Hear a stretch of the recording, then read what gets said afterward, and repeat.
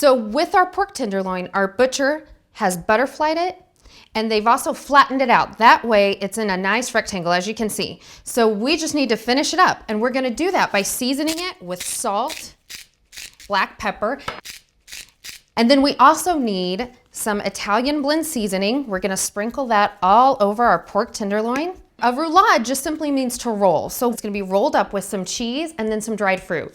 So we're gonna use a garlic and herb boursin cheese, and I want us to spread over every part of this pork. So once we roll it up and bake it, every bite is filled with flavor.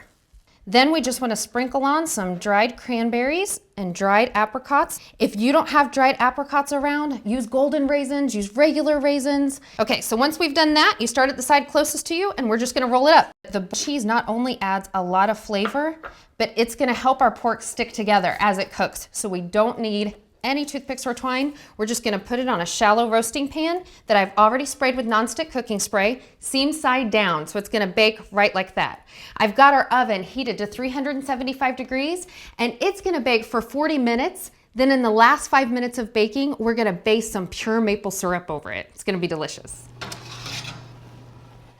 Take a look at that. Our pork roulade is done. And remember, in the last 5 minutes, I brushed it with some maple syrup, so it got caramely and toasted on the outside. It's gonna be delicious. But it does need about 15 minutes to rest, so I am gonna tint it with some aluminum foil and let it do its thing. Now that's the perfect amount of time to prep and bake our sides. So first, we wanna raise the oven to 425 degrees. It's already hot, so that's just gonna take a couple minutes. And then we're gonna work on our roasted Brussels sprouts. Now, when I'm thinking about a quick weeknight holiday dinner for my family, I always stop by the fresh cut section and get a vegetable because I love pairing a meat and a vegetable together. You could do it with Brussels sprouts, broccoli, cauliflower. I do this recipe a million different ways. So first, we want to put a little bit of olive oil drizzled over, and then I'm going to season it with some salt and freshly ground black pepper. Now, we're just going to top in some sliced apples. You can use whatever variety of apple that you have available to you. So toss the ingredients in the olive oil and make sure everything's seasoned all the way around, and then we're going to hit it with the juice of an orange. It's going to bring out a totally different flavor.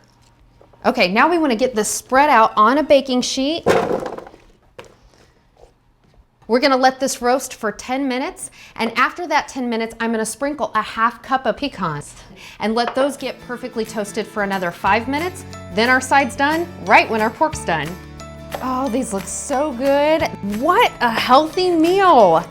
That makes a mama really happy. So keep weeknight family dinner alive this holiday season with just 10 ingredients.